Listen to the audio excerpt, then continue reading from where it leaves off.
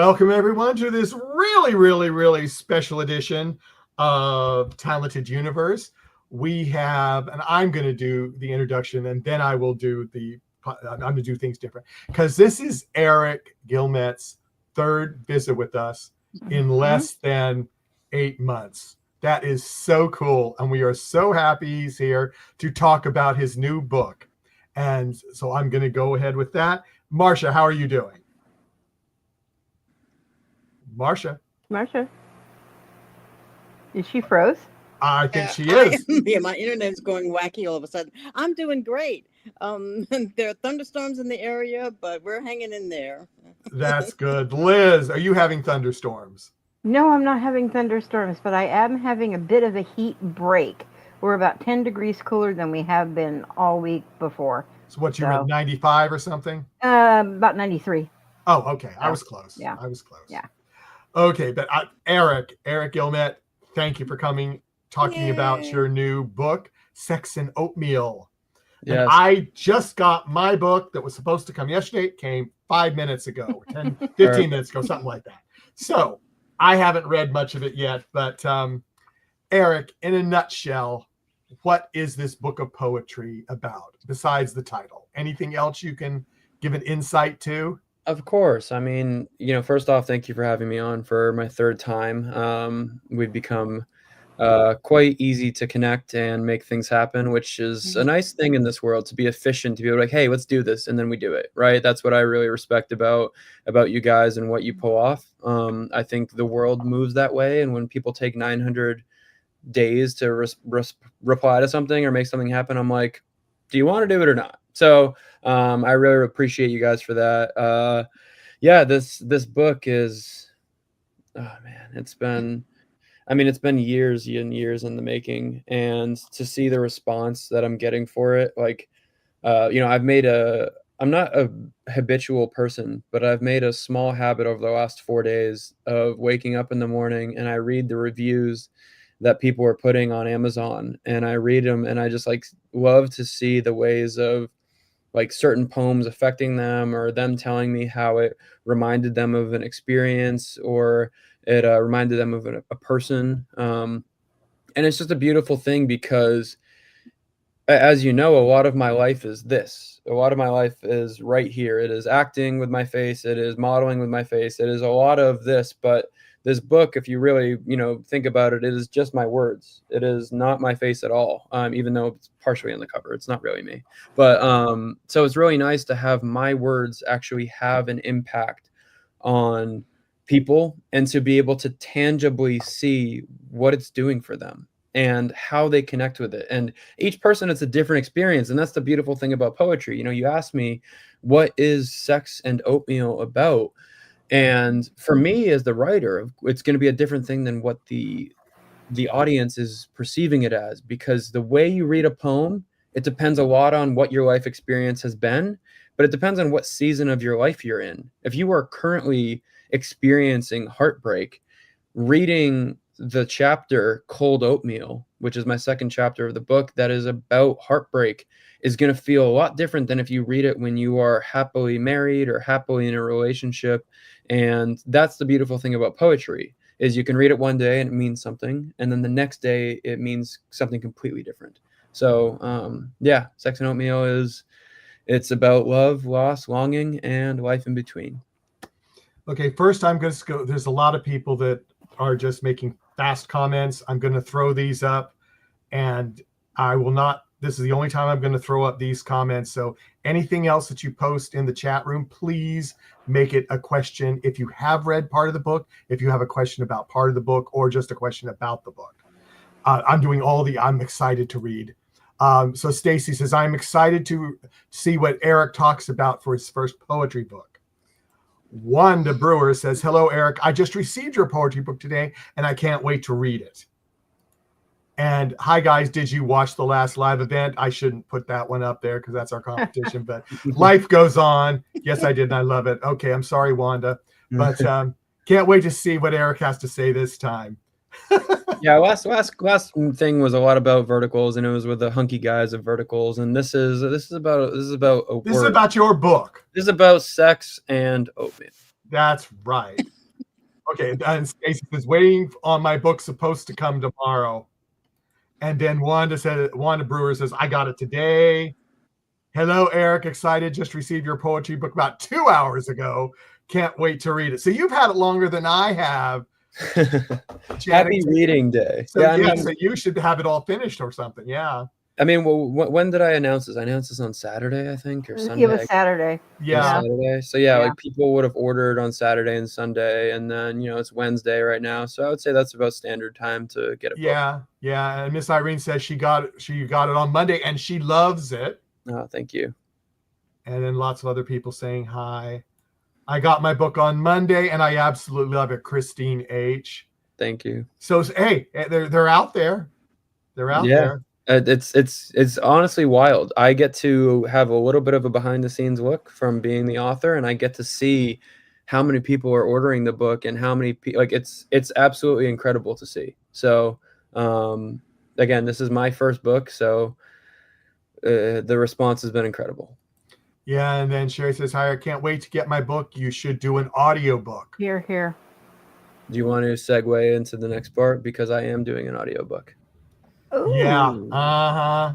Yeah. Which Heather says, I was listening to Sex and Oatmeal's Spotify list, and I can't get to my book and listening. I can't. I'm not sure what that. She can't wait to get her book and listening to the book while we listening to the Spotify playlist. Thank you, Eric. I'm tongue tied. This is our only second podcast today. It's okay. I am on number 4 for the day. So I know. So you're all geared up, and that's great. That's great.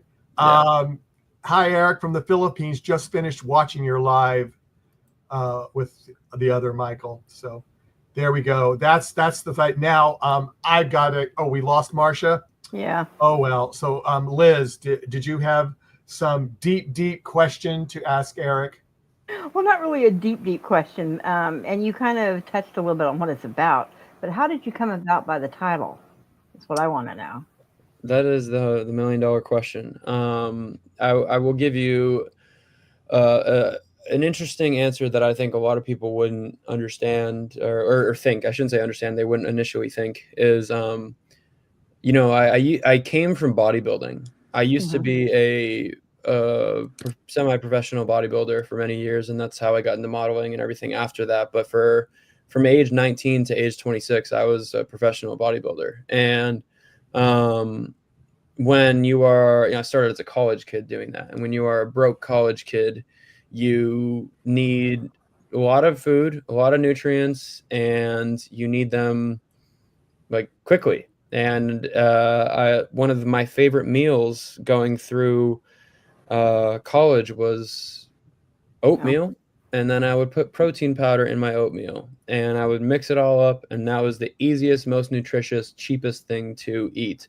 And so I developed a love for oatmeal. I'm not going to even get into the lore of it, but I developed a very comfortable relationship with oatmeal. And it's just one of those things that it's had a special place in my heart. I usually don't talk about it much. I don't post about it much, but it is something that has been a part of my life.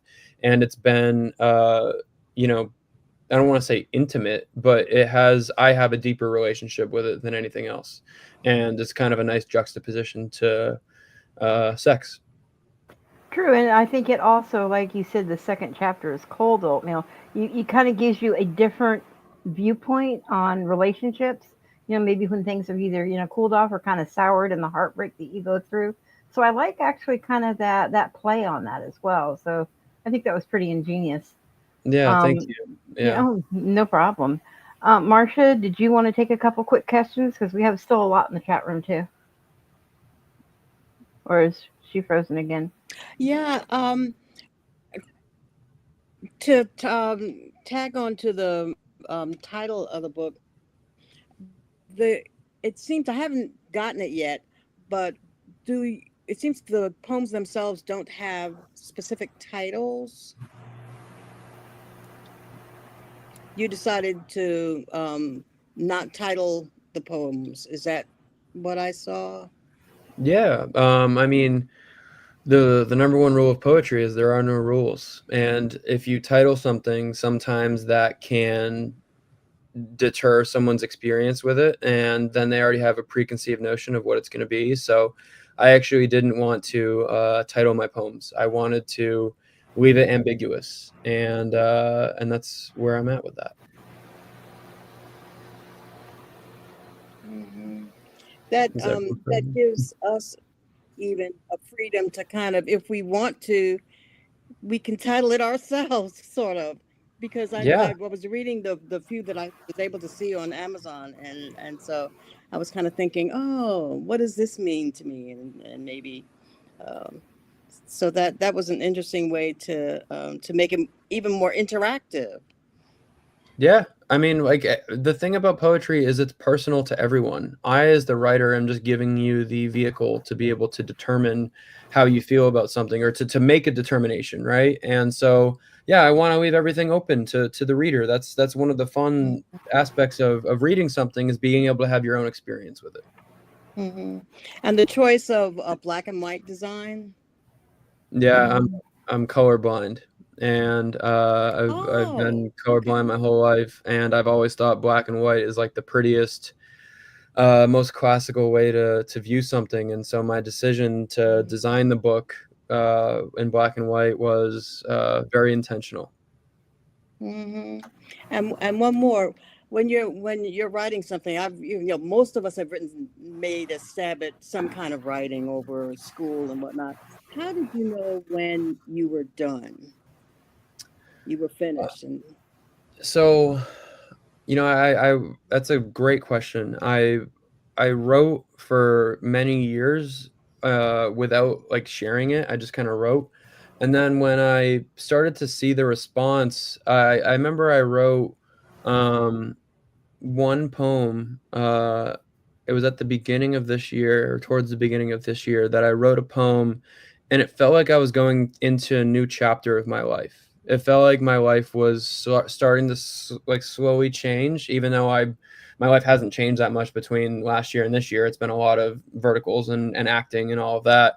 But my actual like perception of life started to change. I think I started to mature, and I started to really look at the world through a different lens. And when I did that, I noticed, I was like, maybe this is where I start to change and make a new book, because I think that the old book has a little bit of a younger approach. It's still always me. It's my viewpoint. But once I felt that I was going into a new chapter of my life, I was like, I need to close this last chapter to open up this new chapter of my life. Let's go with a couple of more questions. Wanda says, Eric, what's your favorite poem from your book of poetry? That might be a hard one. That's a hard one. I think I have favorites of each chapter. There you go. That's what I was going to say. They're so different. Like warm oatmeal is love. Cold oatmeal is heartbreak and loss. Sex is sex. And the rest of life is a lot about life. And each of those things are different chapters that we may be going through. So on any given day, I'm going to have a different favorite poem. I have obviously the book. I could flip through and I could find one and be like, I like this one, and there's one actually that I did title. So you caught me. I did title one, and it's called Star for One. It's on page 98. And it's a sad poem. I like sad poems, and it's a good one. It's one I really enjoy. Okay. And Angel asked, was it hard to choose what poems to put in the book? And how did you pick? Angel, this is a great question. It was really hard. I had probably 400 poems to pull from that were all in a humongous file, and I needed to find a way to organize them and make them fit what I wanted the feeling to be for the book. I wanted you to go on that emotional arc with me, and it was very difficult. I had to cut a lot of poems out of this book and save them for a future book, or just let them die on a pad. Maybe I'll share them one day, but it's that's one of the hard things as an artist, right? Is not everything you make is going to be seen. Very true. Very true. Goats and Rabbit says, which chapter was the hardest to write? So I'll give a little bit of insight into my writing style. When I write, I don't always, I would say like 50% of the time I use what's going on in my life as a precursor to write. That's where I'm writing from. But I don't always even write from my own viewpoint. Sometimes I'll put myself in a fictional set of shoes, or just write about something that I'm romanticizing in my head that doesn't have to do with me. So, but I'll write usually with 50% of the time what's going on in my life, and 50% of the time what has happened in the past. And I don't write chapter by chapter. Like, I didn't write it page 1, page 2, page 3. I wrote it page 76, page 182, page 3, page, it's all choppy all over the place. And then you kind of put it together in a collection of poems. Okay, there you go. And Rosella Jordan says, do you take time to sit down and write? You might have answered this. Or do you write things down as they come to you? No, it's funny is I have, I've showed this on social media. I have sticky notes all over my bathroom mirror, and I carry around a notebook with me when I'm traveling, and I will actually sometimes, if it's like very strong, I'll just write a note on my phone, because I do like to write from inspiration. Sometime I might not write the whole thing, but I like to write something that is a reminder of maybe something that I'm feeling, or even I'll take a picture of something and it will be my reminder to go write about it. But I do have to usually write when within like a day or two of feeling that thing. But I am, also an actor. So as an actor, you are trained to be able to go into your past, pull from a memory, and feel that emotion. And I can do that when I'm writing as well. Very good. Let's see, where was my other one? Okay, Eric, can you explain your poem, Your Heart is a Mirror? This is from Wanda Brewer. It's a ambiguous question. I figured, yes. The essence of the poem that is about your heart is a mirror is that your heart truly, and this is my belief, it doesn't have to be everyone else's belief, but your heart truly is a reflection of like what you have. Like if I've talked about it in several poems. The reason why someone is able to love you so wholeheartedly is usually a reflection of you. When I've been in love in my life and I've felt love, it's usually a reflection of the other person being such a beautiful soul that they are truly a reflection of themselves to me. And that's a great thing. But that's not a blanket statement, because that would then mean if someone is bad to you, that's a reflection on you. And I don't think that that is the case at all. I think that usually if someone is bad, or treating you poorly or whatever, that is usually a sign of them struggling, and that is not a reflection of your heart at all. So I think it really only applies to love when love is good, but when love is bad, that's not necessarily a reflection of you. This might be a difficult one, but Esther wants to know, what time of day do you usually sit down and put your thoughts into poems? Esther, I've written at 2 a.m. I've written at 2 p.m. I've written at midnight. I've written at noon. I've written every time of the day when it comes to me. And one of the things about my life as an actor, and the life that I live, is I'm constantly traveling, and I do not have a set schedule. So if something comes to me and it's 3 a.m. on a flight to Turkey, I'm going to write about it. There you go. Liz. You had said through different parts of your life, you kind of readjusted for the different poems and things. When you were going through and fine tuning it and writing the stuff, did it bring up old feelings of certain things, either the severe heartbreak or maybe emotional anger or the deep love that you felt writing those? Did it all come back to the surface? I started writing initially to help make sense of things, just as like an artistic expression that didn't it just helped me organize it, right? I do have a math brain to a degree, and I come from an analytical place, but I have a lot of creativity in me, obviously. And so when I write and I'm writing about something that hurt or might have been painful, I don't necessarily feel that pain when I'm writing. It's therapeutic for me to get it out. And then, obviously I share my work, and if I share like a sad poem, that doesn't mean I'm sad. I actually just like sad poems because they're so deep and meaningful. And so it's such a weird thing, because you would think if I wrote about, like, you know, losing the love of my life or something like that, that I would be struggling right now and dealing with that in the moment. But that's it couldn't be the opposite. I might have shared a poem like that, or I just felt inspired to write like that. You know, I'm constantly think about my life was, you know, I'm always around romance because I am a romance novel cover guy. And so that's always around me. And then I'm always acting in romance with verticals. So, and then I also have a life outside of work. And like, so it's like, if I have all those things going on, I might just go through some little thing in the day that brings me to say, okay, I feel this emotion right now. I want to write about it. What you just explained is a perfect explanation because um, it's the same philosophy that songwriters will use, you Mm-hmm. know, and they will necessarily pull things out from their past, but that doesn't necessarily mean in the moment or when they release the music, that's actually what they're feeling, but they're using it as kind of a foundation and a base for certain things. But Yeah. speaking of emotion, I have to say, because I have not gotten the book, which I'm very mad at Michael that he did get it a few minutes ago. Um, I did go through and was rewatching a lot of your little shorts that you had on Instagram with you reading it. And I have to say, I had to actually touch up my makeup 3 times today because you had me so emotional with stuff. So I really, I cannot wait to get my hands on it. I Oh cannot God, wait. you're gonna lose it when you read the Oh, book. yeah, I probably will. I probably will.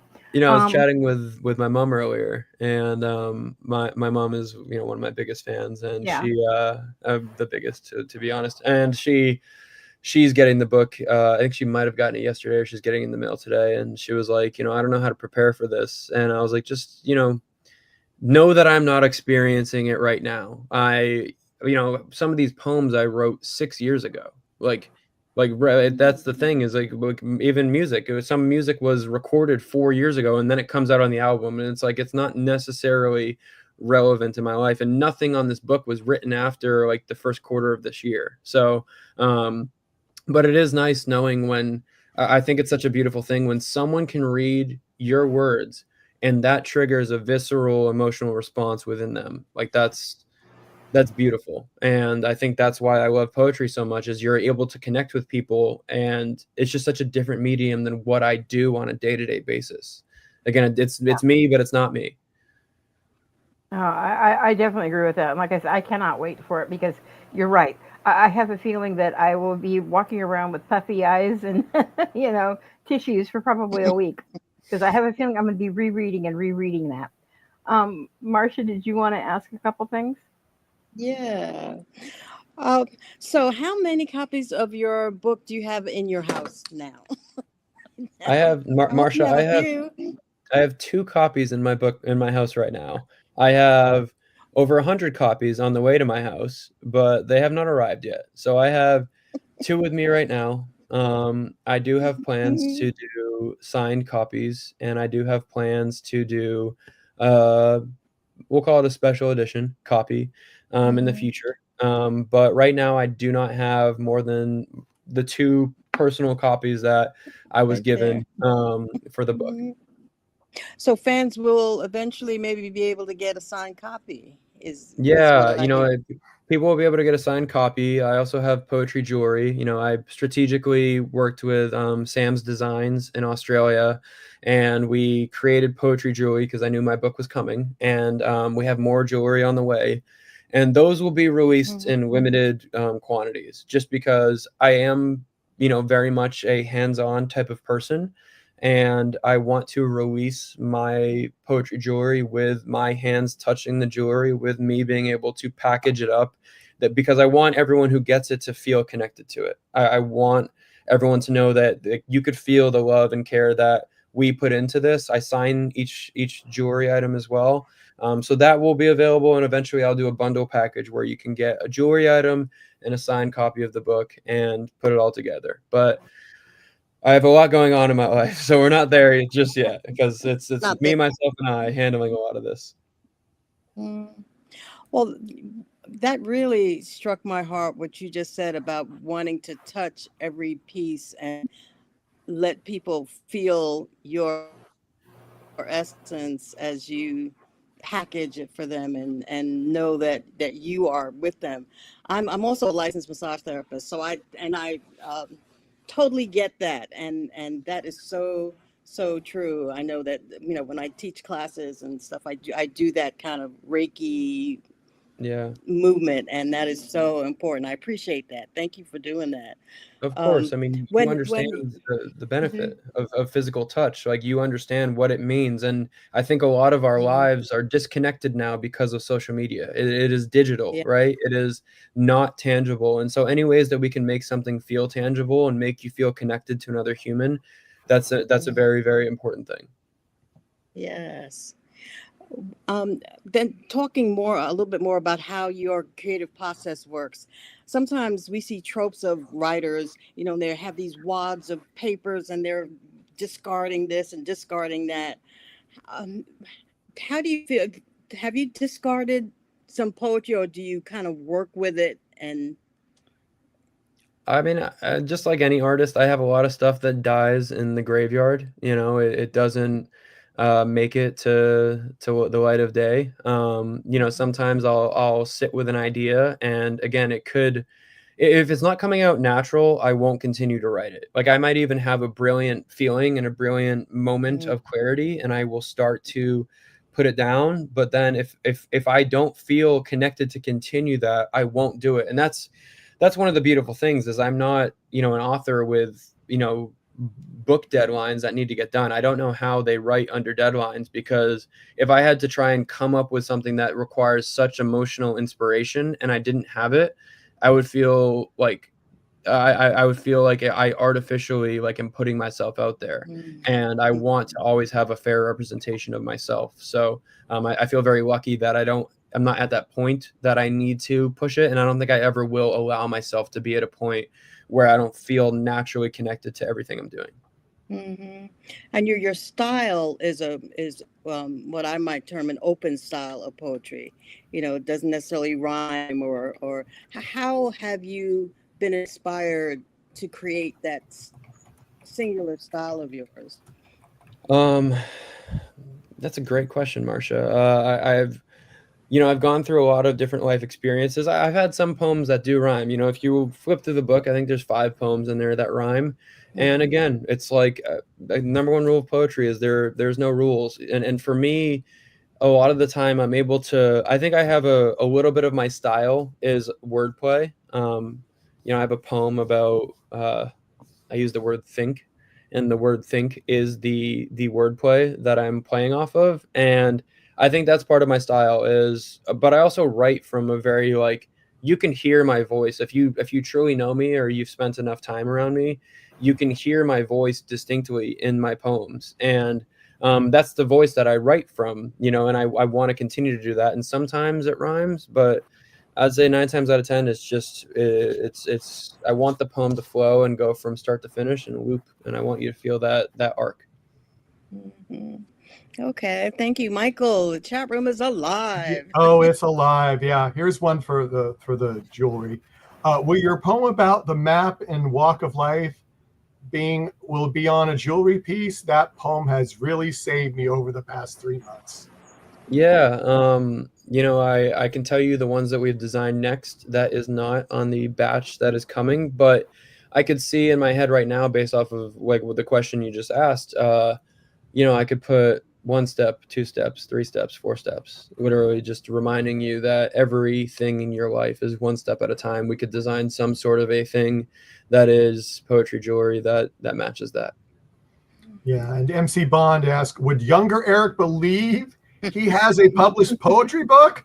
Oh man, MC, I don't think younger Eric would believe any of his life now if you told him that this was going to happen. Even if I think when I was 25, if you came to me and said, Eric, you're going to be a full-time working actor who can work as much or as little as he wants, you are going to have 200 plus romance novel covers, and you are going to have a published poetry book, and that's going to be the thing that you are most passionate about in your life, I think I would have told you, like, go bet on anything else in Vegas. Go put your money anywhere else, because that wasn't my trajectory. And that's why, the question you asked about when I knew it was the end of this book, I could feel the chapters of my life turning, and I leaned into that.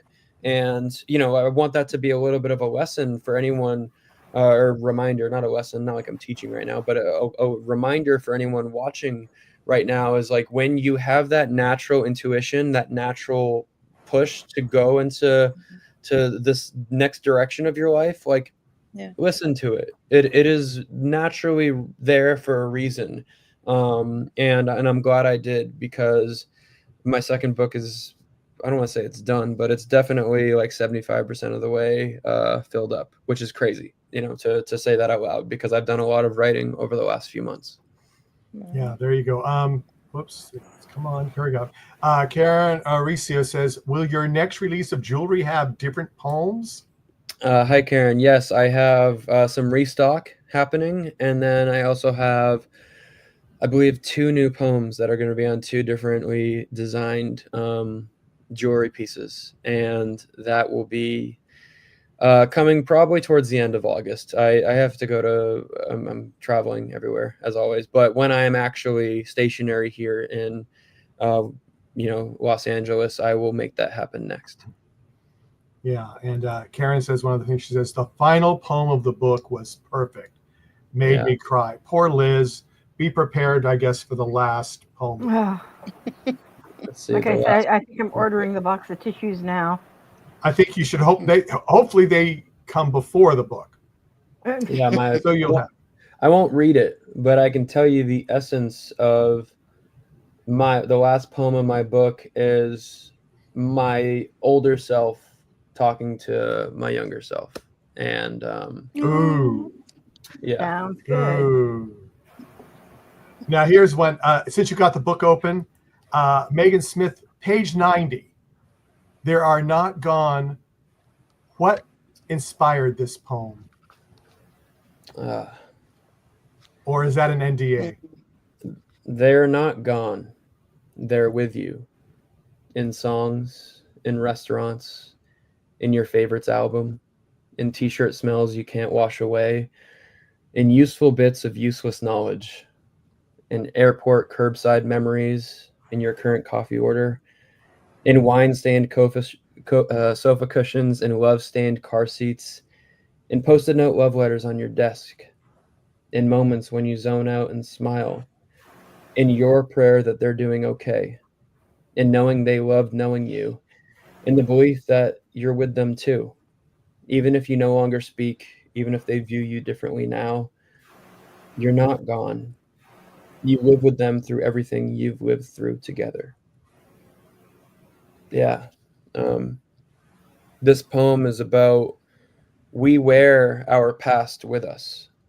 They're not, even if a relationship ended, if someone died, or if you just became estranged from someone. This isn't even necessarily about relationships. This is about family. It can be applied to a lot of things. It can be about best friends.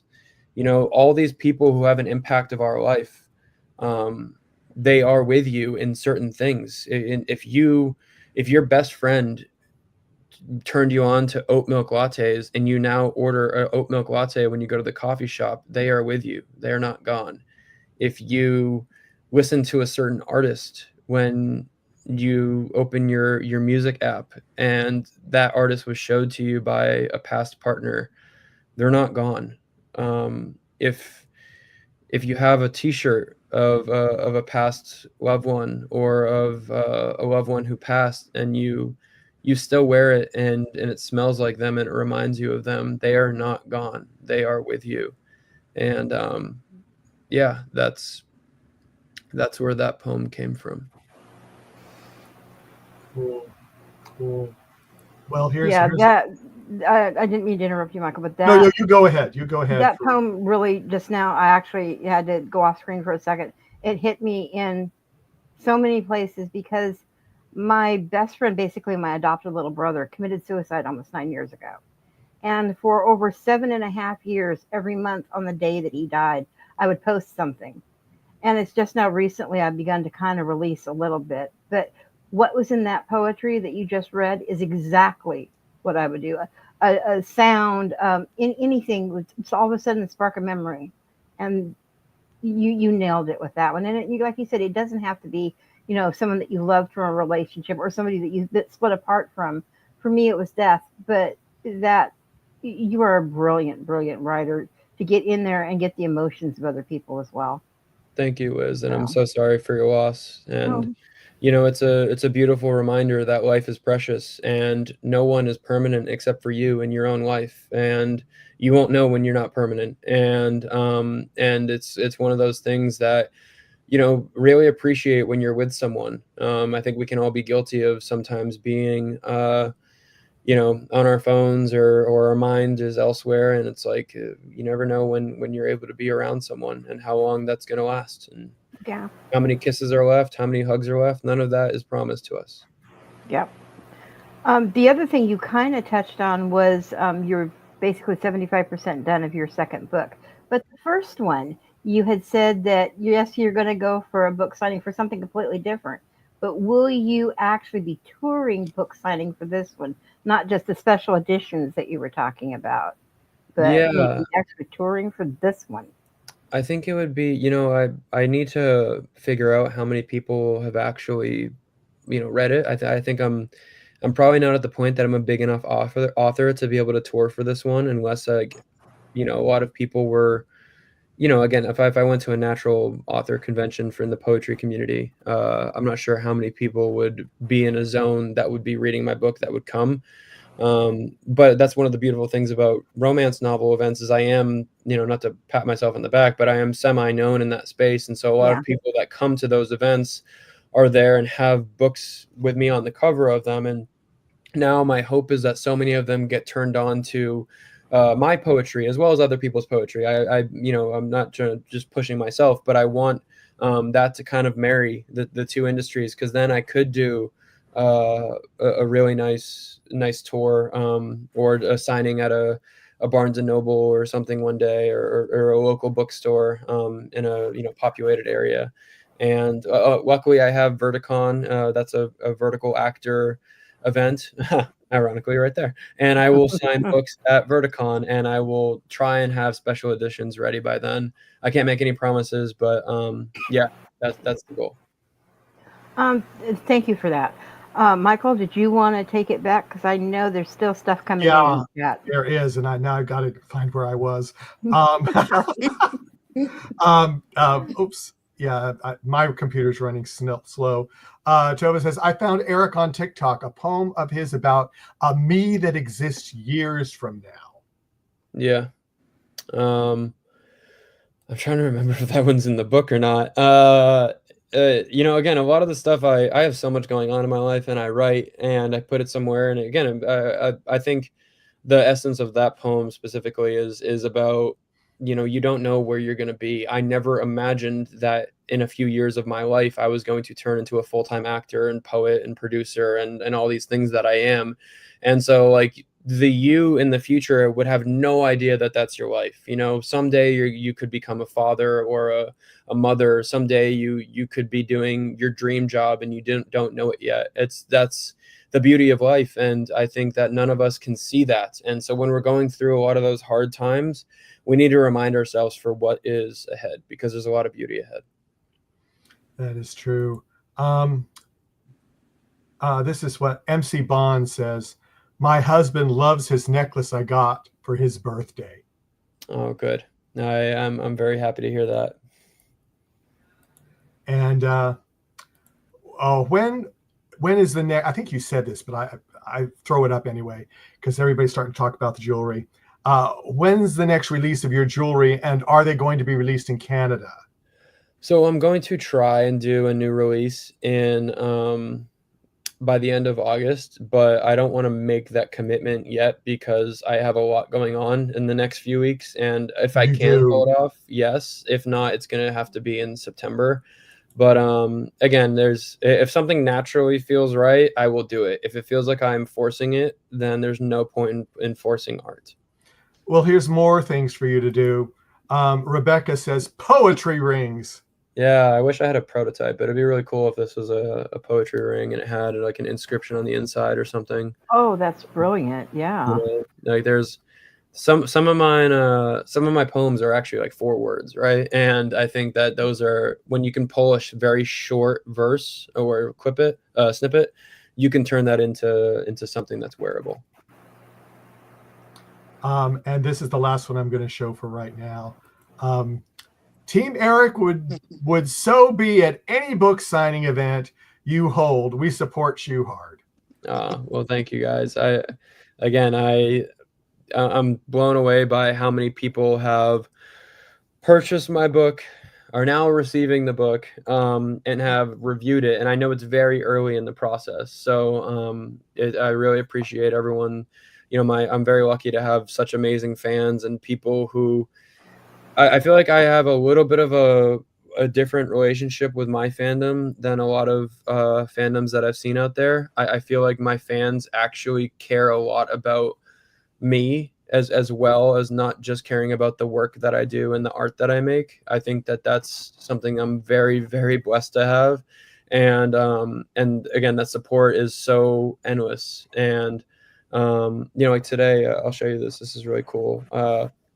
A couple of my fans worked with Sam's Designs, and they made me this unique Sex and Oatmeal bookmark that is on stainless steel. And I believe it's stainless steel. And it's really, really nice. And it has like that cutout of my face from the book. And it's beautiful. And it meant so much to me because, again, you're not going to release your first book of your life more than one time in your life. You only got one chance at that. Yeah. So yeah, I'm very, very blessed. Marcia, do you have anything else? Okay. I looked on Amazon. I didn't see an audio version of the book. Yeah. So he just did it, didn't you hear? Oh, that's when you were gone. Yeah, I think she had the outage. Yeah. So it's going to be. I see. I'm going to I have someone in mind that is going to work with me on producing an audio book.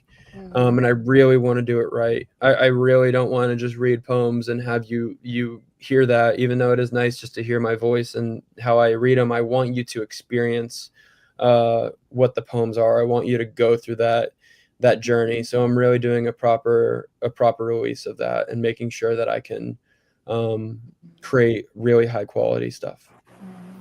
How do you feel about your fans are so excited about hearing other people read your poetry? Oh, it's beautiful. What was it? I had I would love the TikTok community to just take my book and just fucking read it. Like just read it on video and put it out there. That would be amazing. And one of the people who I'm close to, they got my book, they flipped it open to a page and it hit them. And then they sent me an audio file of them reading a really meaningful poem of mine.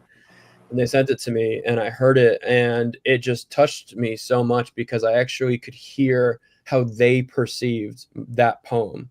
And it's so, so cool. So, I mean, if I could have as many people in the world read my poems and read them in the way that they want to read them, that is actually a goal of mine. I would absolutely love that because that's the human experience. That means my words are now being felt by you, and you felt inspired to read them in the way that you read them because you felt something, like that's pretty cool. Oh, you just created a monster. Here we go. Well, and Stacey I Brown. hope Okay, you realize how cool permission that to is. I have your permission to go live and read your book on TikTok. Just actually mention this. So there you go. So at least somebody's going to do it for you. Yeah, of course. Yeah. I mean, again, maybe don't give the whole book out, but pick the poems that you like. I obviously can't protect anything from not being read. If someone experiences my poetry, I'm happy. That's fulfilling for me. As long as they bookware that they can buy the book.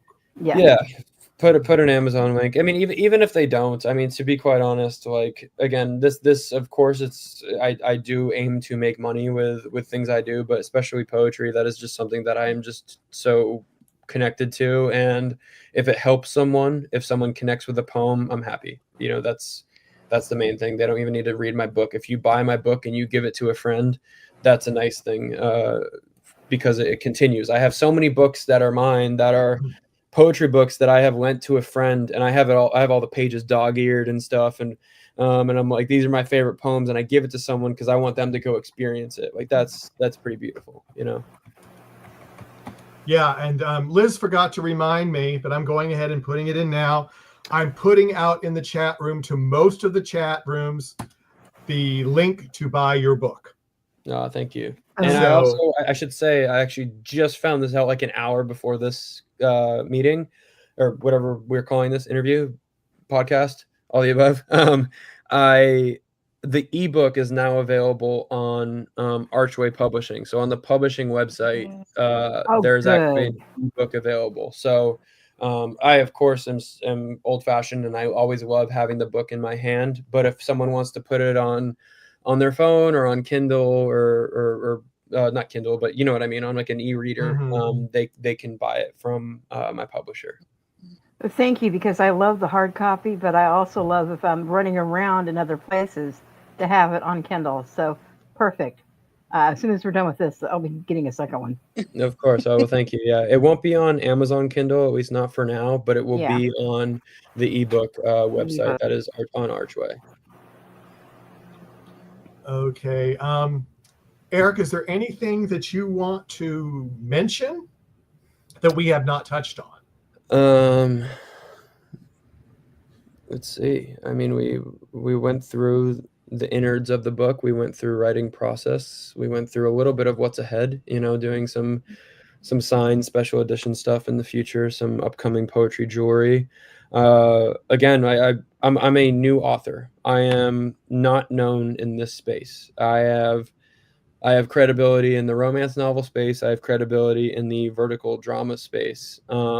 And this is a new avenue for me, a new venture. And so everyone that has taken the time to get my book, read my book, and review it on Amazon or Goodreads or Barnes and Noble, and anywhere that people have reviewed it, you have no idea how much that does for me. And I do go in and read all the reviews because it's so helpful for me. It helps me understand what you're doing, but it also just helps establish me in this space. So that my final closing thing on my end is I just want to say thank you to everyone who has taken the time to do that for me. That means so much.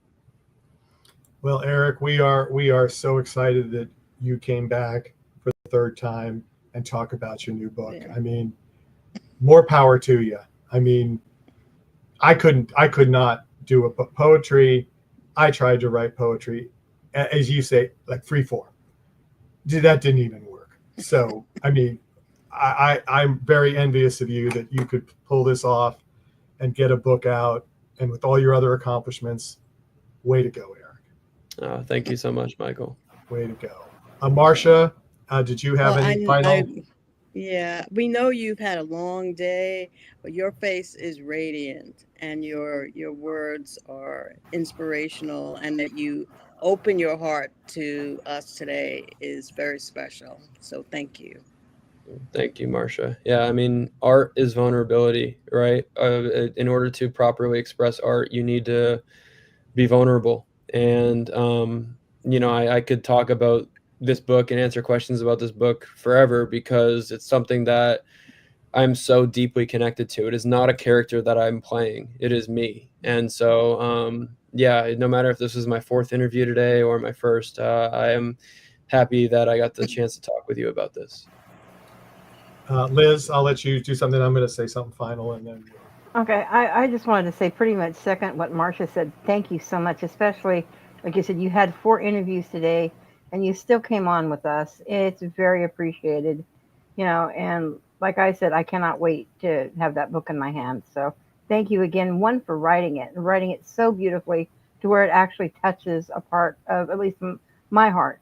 So I hope it spreads across, and everybody blows up and you become like #1, type thing, and bestseller list and all that. So Well, thank you, Wiz. I appreciate that so much. And yeah, it's just been, you guys are so great. You really do welcome me with open arms. I've been on to talk about verticals, campus rivals, and now the thing that I am the most connected to. And, I think that that's a really fun kind of venture that you've gotten to see. You get to see me in different lights. Yeah. It's the same Yeah. person under all those lights, but I think that this one you really see that my heart's pretty open to this, and I hope that when you get the book today, Wiz, or tomorrow, whenever it does get in your hands, I hope that you really enjoy it.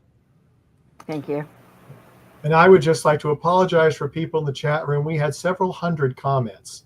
I tried to get to as many as I could. And some people that did come late, some of your questions were answered at the beginning of the show. And I didn't want to go over that again. So if you did come in late, please start the show again. And Yeah. all the questions that you asked will be answered.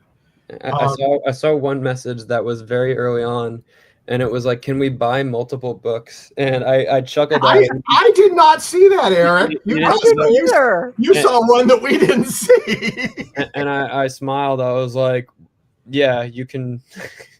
You can buy as many as you want. Yeah, Come on. I'm one to prove it. Yeah. It just made me laugh, and yeah. It's I didn't have the chat open the whole time because sometimes it just distracts me seeing. Well, words. we understand. You can take my word for it. I I totally kind of get closed it. I closed it after that because I was like, I want you to be able to have like a raw interview with me, and so yeah, it was really really touching. No, I mean there were a lot of things, and I mean it was really something. Now I usually don't ask this on air, but I want the fans to know if you would like to come back later, maybe in September before Verticon, and so some of the people that after they get a chance to read some of the book might want to ask you questions. I mean, you don't have to say yes or no now, but the offer is open. I know your schedule is hugely busy. So, if you'd like to do that, we would love to have you. Well, Michael, I'll always come back. And, the thing about life is when you are passionate about something, you make time for it. Of course, we all have 24 hours in the day. So We do? You can't be Superman and like still be Clark Kent the entire 24 hours. You do need to rest and recharge. But yes, to come back and talk about poetry, anything like along those lines I'm always happy to. Okay. Well, that's a semi-answer, but as I said, I didn't want you to totally commit because I know how that is. I usually don't ask on air, but I wanted your fans to know that there might be another opportunity out there. So they need to buy the book and read it and be prepared. That's basically what I was saying. Yes. Go experience it. Go let yourself feel the book. Like actually experiencing it, and I hope you love it. And we do too. So on behalf of NDB Media and Talented Universe, thank you, Eric. Thank you all of Eric's fans. Thank you for being in the chat room. Spread the word about the podcast so other people can maybe get a little insight that then they might want to buy the book. So that's the best thing for you to do for Eric. So see you everybody next time. Bye-bye. Thank you, everybody. Bye. Bye, everyone.